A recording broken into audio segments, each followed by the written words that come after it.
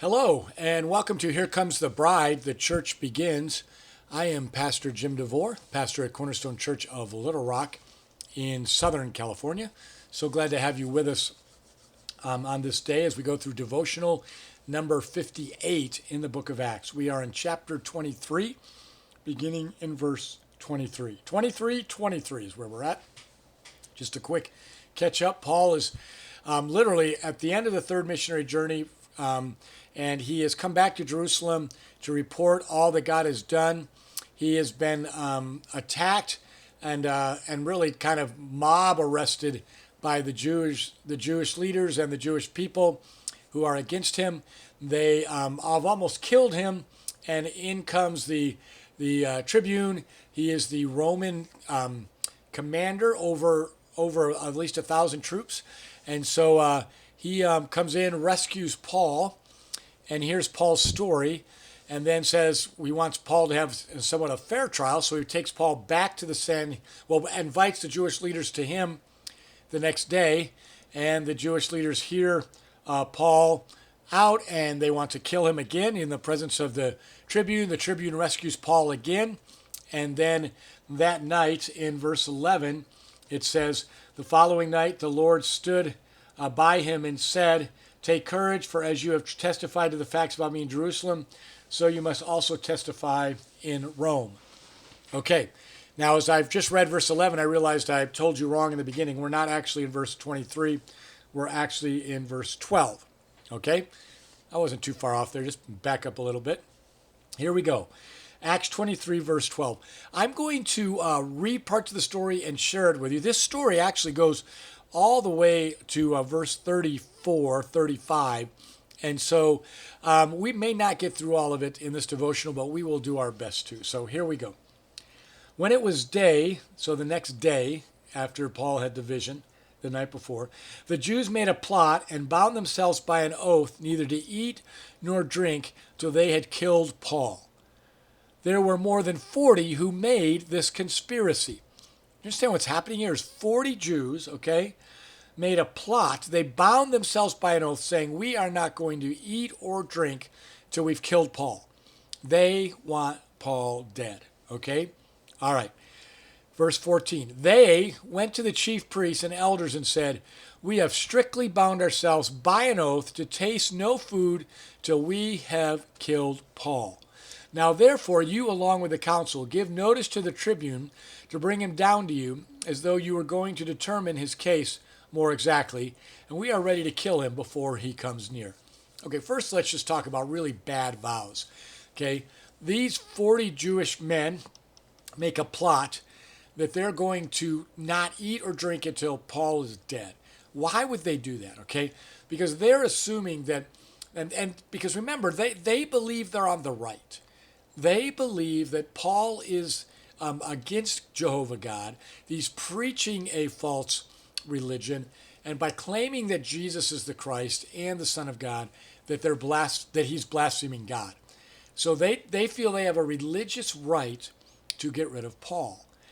Now, so they're doing everything they're doing in a sense of doing it before God. So this vow is a vow before God. They want to righteously, they believe, it's not righteously, but they believe that they are righteously responding to a blasphemer, and they're willing to risk their lives to bring his life to an end and stop this blasphemy that's taking place. So let's give them credit for real zealousness for their God. Let's not give them credit for doing it accurately. One, they have abandoned the truth of following the true God. If they knew that they were following the true God, then they would have begun to follow Jesus, okay? And their zealousness is in the wrong direction. So let's never assume that just because somebody is zealous, it means they're correct, because that is not the case, okay? All right, here we go. So the plot's been, now they take their zealousness to the Jewish council and say, in almost a way of saying, you have to help us. We're on your side. We're so committed to your side that you have to help us because we've put our own self under an oath of death. So now the council has kind of this dual problem. To them, isn't really a problem, but in a sense it could be. Their first problem is that they've got these 40 zealots, okay, and they have literally, bound themselves to death if they don't get what they want. Okay, so they're making their story, their cause sound super religious and super right because they're willing to put their life on the line. So if the Jewish council denies their request, then these men still have, either they're going to go kill Paul on their own or they're going to die because of hunger and thirst because they weren't able to succeed in their goal. Okay? The second problem is Paul is their second problem. They want to do away with him, and they haven't really figured out how to do that yet. So fortunately, problem number 2 is going to be solved by problem number 1, they think. Oh, we don't have to kill Paul. We don't have to look like the bad guys who killed Paul. We can let these 40 crazy zealots do it, and we'll just say, oh, we didn't know it was happening. We were just calling Paul down for this little council meeting. Of course, they're in on it the whole time, but now their hands are going to look clean from the actual murder of Paul. Okay? All right. So, Paul's in a bad spot here. Now, the son of Paul's sister heard of their ambush, so Paul's nephew. So he went and entered the barracks and told Paul. Paul called one of the centurions and said, take this young man to the tribune, for he has something to tell him.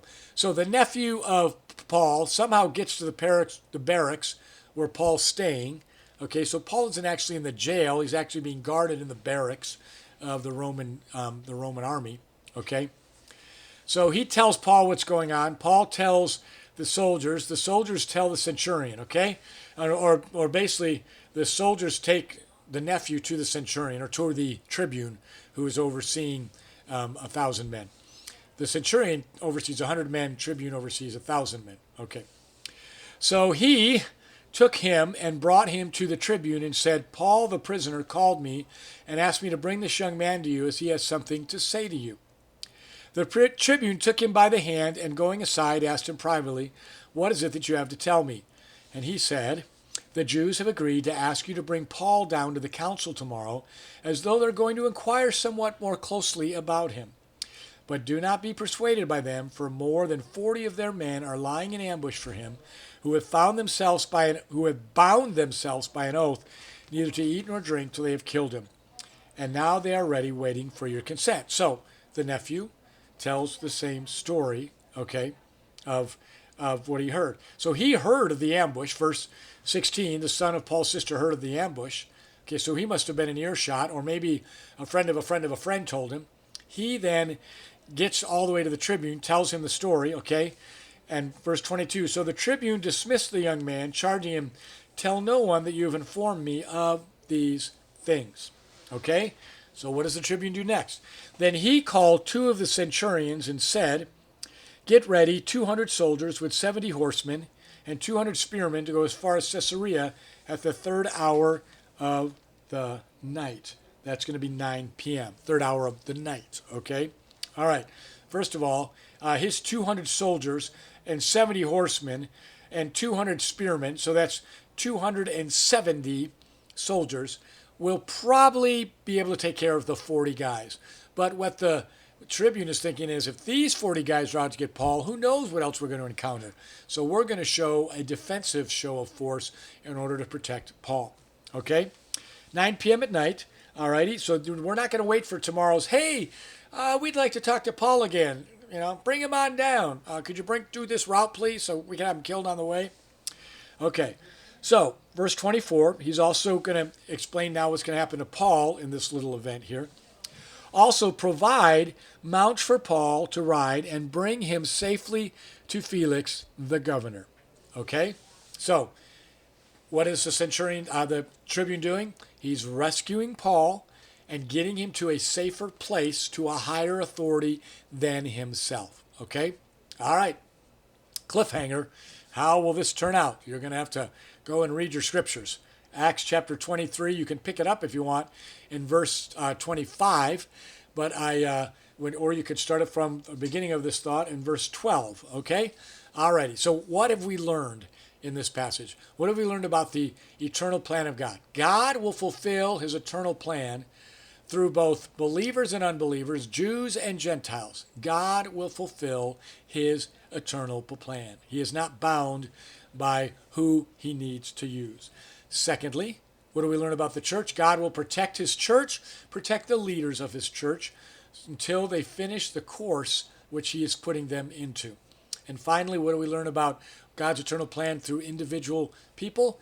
God, again, is going to protect Paul no matter what plot is brought against him until he's finished with what he has called Paul to do. So you can take a look at it yourself. Is that God is not limited by your immediate thought of what God's got to do to accomplish things for you. If he doesn't do it this way, it's never going to work. Well, God's not limited by that. He can use whatever he wants to succeed in his plan. And even though things around you may look bad for the church, God will fulfill his plan and bring glory to himself despite how bad it looks for the church. Remember, the scripture says the gates of hell will not prevail against the church. And so even though you think at times it looks bad, you can know that God's plan will not fail. And finally, whether it's you as an individual or somebody you know, God will continue to use you until he's ready to call you home. He will be your protector and your guide. Okay, thanks for joining us for Here Comes the Bride, the church begins. Next time we will pick up with verse number 25 in Acts 23.